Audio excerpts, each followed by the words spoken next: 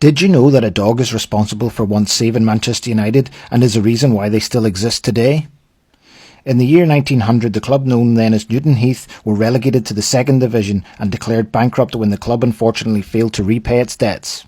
With the club struggling financially, in the team photo that year, Captain Harry Stafford is even seen to have a donation box at his feet as the club became dependent on the charity of the fans.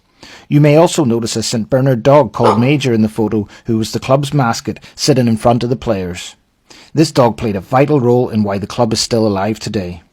In 1901, the club was really struggling financially, and Stafford, who has gone down in history as the first Manchester United captain, took up the responsibility of raising some money for the club.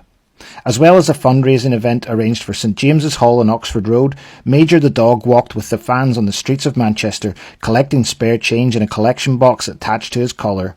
But unfortunately, whilst on that walk, Major went missing.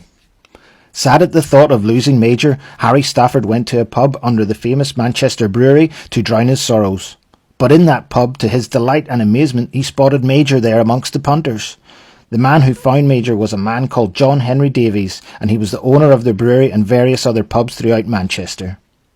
Davies really warmed to the dog, and so he struck a deal that he would purchase Newton Heath, but as part of that, take Major as well. Davies, another Manchester businessman, then invested £500 in Newton Heath when they really needed it most, not long after a winding up order was issued on the club. Davies then settled the club's debt, changed the club's colours to red and white from green and gold, and in 1902 the club was renamed as Manchester United FC.